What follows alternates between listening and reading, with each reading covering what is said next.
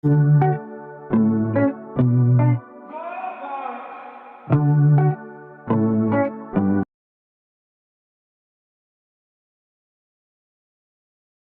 27 Kencan Buta. Apa maksudmu ini? Zaiden Zhou terperangah. Raut wajahnya berubah drastis.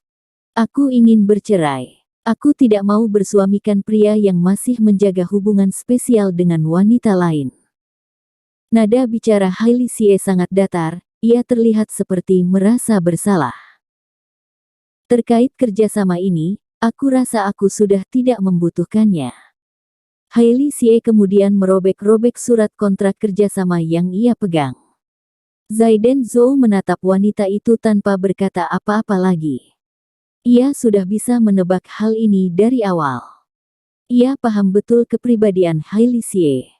Menghadapi rumor yang luar biasa kencang, ditambah lagi tidak adanya kesempatan bagi dirinya untuk memberi penjelasan yang lengkap, wanita itu pasti goyah. Jadi, hasil ini sebenarnya tidak sulit diprediksi. Nanti aku berikan surat kesepakatan cerainya padamu, ujar Hailey Xie sambil memandang Zaiden Zhou dingin. Wanita itu kemudian berbalik badan dan pergi. Zaiden Zhou tetap terduduk di kursinya dengan wajah tegang. CEO Zhou, kalian. Melihat Hailey Xie keluar dengan wajah masam, Elfa Ye langsung masuk ke ruangan Zaiden Zhou. Melihat wajah Zaiden Zhou juga tidak kalah masam, ia tidak tahan untuk tidak bertanya. Aku tidak apa-apa, urusan-urusan kantor belakangan ini mohon kamu terus perhatikan dengan seksama. Proyek whitening and anti-aging factor juga tolong awasi terus. Sekalinya ada masalah, langsung kabarkan aku. Setelah memberi instruksi ini, Zaiden Zhou pergi keluar dari gedung Outstanding Corp. Ia sebenarnya tidak tahu mau kemana. Rumah keluarga Xie, ia jelas tidak mungkin ke sana. Sementara itu, sanatorium, sekalinya ia ke sana, ibunya pasti akan menyadari kejanggalan dalam dirinya. Ia tidak mau ibunya khawatir. Zaiden Zhou tetap tidak tahu harus pergi kemana meski sudah berpikir cukup lama. Ding ding ding. Tiba-tiba ponsel Zaiden Zhou berdering.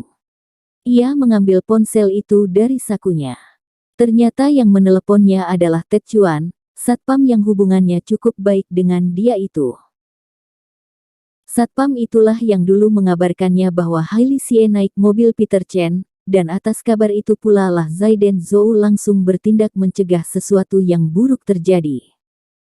Halo, Ted Chuan. Zaiden Zhou teringat waktu itu ia belum memberi ucapan terima kasih yang layak pada Ted Chuan. Ia juga belakangan sangat sibuk hingga tidak berhubungan dengan satpam itu. Ia merasa agak bersalah. Halo, Tuan Zaiden Zhou, ada waktu tidak? Jawab Ted Chuan terus terang. Ada apa? Hehe, kita sudah tidak lama bertemu kan, aku ingin mentraktirmu makan. Ketika mengatakan ini, nada bicara Ted Chuan terdengar agak malu dan sungkan. Ini membuat Zaiden Zhou merasa ada yang janggal. Dalam pikirannya, Ted Chuan adalah orang yang kasar dan blak-blakan. Sejak kapan pria itu bisa malu dan sungkan seperti gadis kecil? Baik, kamu sekarang di mana? Aku ke sana sekarang. Imperial Hotel. Zaiden Zhou langsung meluncur ke sana. Imperial Hotel adalah hotel bintang 5. Di seluruh penjuru kota, ia hanya kalah dari Emerald Lake Hotel. Entah dari segi kualitas pelayanan, kemegahan bangunan, atau segi-segi lainnya, Imperial Hotel sangat unggul. Zaiden Zhou sendiri juga tidak tahu mengapa Ted Chuan bisa tiba-tiba makan di Imperial Hotel. Profesi Ted Chuan hanya satpam. Gajinya per bulan tidak lebih dari 8 hingga 10 juta, sementara makan di Imperial Hotel harganya ya sekitar segitu juga. Zaiden Zhou akhirnya tiba di Imperial Hotel. Ia memarkir kendaraannya, lalu melangkah masuk. Selamat datang. Ia disambut petugas hotel dengan sangat ramah. Saya datang ke sini mencari seseorang, namanya Ted Chuan. Setibanya di resepsionis, Zaiden Zhou melaporkan nama itu. Baik, mari ikut saya. Pelayan hotel mengantar Zaiden Zhou ke sebuah meja makan dekat jendela di lantai 1. Ted Chuan sedang duduk sambil tengok ke kiri dan ke kanan ketika Zaiden Zhou tiba. Ted Chuan. Melihat Ted Chuan, Zaiden Zhou sumringah. Tetapi, ketika duduk di sebelah pria itu, ia sebaliknya malah terdiam. Ted Chuan punya karisma tersendiri dan fisiknya sangat atletis. Ia biasa selalu mengenakan pakaian sejenis pakaian tentara. Tetapi, kali ini, Ted Chuan entah mengapa sepenuhnya berbeda dari biasanya. Pria itu bukan hanya berganti model rambut, namun juga berpakaian sangat modis seperti anak muda. Melihat penampilan Ted Chuan yang seperti ini, Zaiden Zhou agak gugup. Artikel 28/803.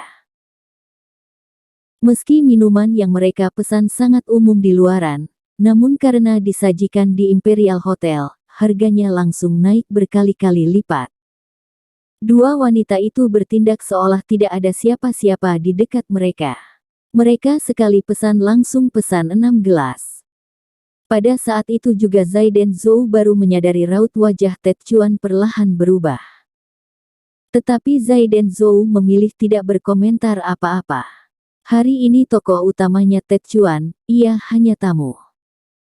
6 minuman pesanan barusan diantarkan ke meja, dan kedua wanita itu langsung memindahkannya semua ke hadapan mereka seolah takut diambil orang. Omong-omong, siapa namamu? Setelah meneguk jus jeruk, wanita yang kelihatannya lebih tua sedikit akhirnya menyapa Ted Chuan.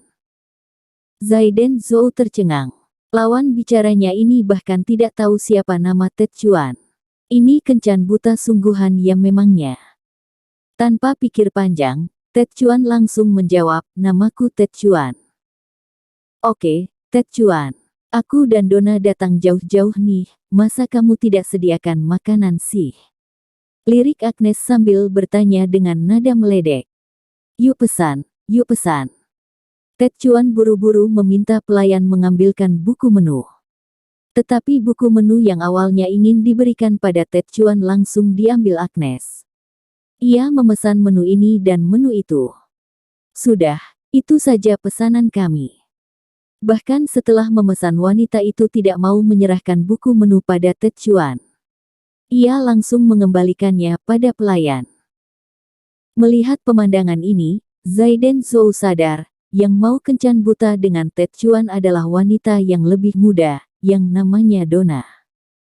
Tetapi Agnes nampak tidak bisa menempatkan diri dengan benar. Ia menjadikan dirinya sendiri sebagai aktor utama.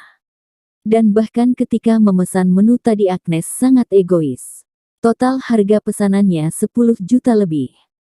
Uang 8 juta Ted Chuan, yang merupakan gaji 1 bulannya, sama sekali tidak cukup. Ted Chuan tidak begitu cerdik. Ini pertama kalinya ia bertemu dengan dua wanita itu. Ia tidak terpikir sama sekali untuk mengecek daftar pesanan. Omong-omong, kata Donna kamu satpam. Momen menunggu makanan datang memang merupakan saat yang tepat bagi kedua belah pihak untuk mendalami satu sama lain. Pertanyaan Agnes ini mengisyaratkan wanita itu sedang mencoba mewakili Donna. Benar, jawab Ted Chuan jujur. Kamu seorang satpam memang bisa menghidupi Donna. Kamu harus tahu, di luar sana ada banyak pria yang mengejar-ngejar Donna. Kamu punya kelebihan dan daya tawar apa? Tatapan Agnes kemudian berpindah dari Ted Chuan ke Zaiden Zhou. Ketika melihat wajah tampan Zaiden Zhou, hati Agnes langsung berdesir. Penampilan Zaiden Zhou ternyata memang sangat oke, pantas saja waktu itu Hailey Xie mau menikah dengannya. Tetapi pengamatannya hanya berlangsung sangat sebentar. Ini karena ketika ia melihat sekujur tubuh Zaiden Zhou, pria itu sepertinya tidak begitu punya uang. Bahkan bajunya saja agak sobek dan kusam sedikit. Zaiden Zhou menyadari setiap pergerakan mata Agnes. Melihat raut Agnes yang mengasihani dirinya, Zaiden Zhou nyaris kelepasan tertawa, untung berhasil ditahan. Agnes hari ini bukan aktor utama, jadi tenang saja. Hehe, kalian tenang saja. Meski aku hanya seorang satpam, tetapi aku hanya memakai sedikit gajiku. Sisanya bisa dipakai untuk menghidupi istri, ujar Ted Chuan sambil membusungkan dada mencoba meyakinkan kedua wanita di hadapannya. Heh, pembelaan macam apa itu? Melihat kondisimu ini, nampaknya gajimu sebulan bahkan tidak akan cukup untuk membelikan Dona satu pakaian baru. Kamu lihat tidak, pakaian yang hari ini Dona kenakan harganya setara gajimu beberapa bulan. Kamu yakin bisa membelikannya pakaian semacam ini? Ted Chuan langsung merasa canggung. Pandangannya langsung beralih ke pakaian Dona. Baginya, pakaian seharga ratusan ribu sudah cukup mahal, jadi pakaian yang senilai gajinya beberapa bulan jelas tidak bisa masuk pertimbangannya lagi. Zaiden Zhou juga menyadari sesuatu. Yang pakai pakaian mewah bukan hanya Dona, namun juga Agnes. Wanita itu mengenakan pakaian merek Chanel dan Gucci. Satunya harganya puluhan juta rupiah. Kini muncul keraguan dan pertanyaan dalam lubuk hatinya. Wanita yang mampu beli baju semahal ini memang masih perlu ikut kencan buta untuk mencari kekasih. Kalaupun memang masih perlu ikut, saat mengadakan seleksi, mereka seharusnya tidak memberi kesempatan sama sekali bagi seorang satpam seperti Ted Chuan ini.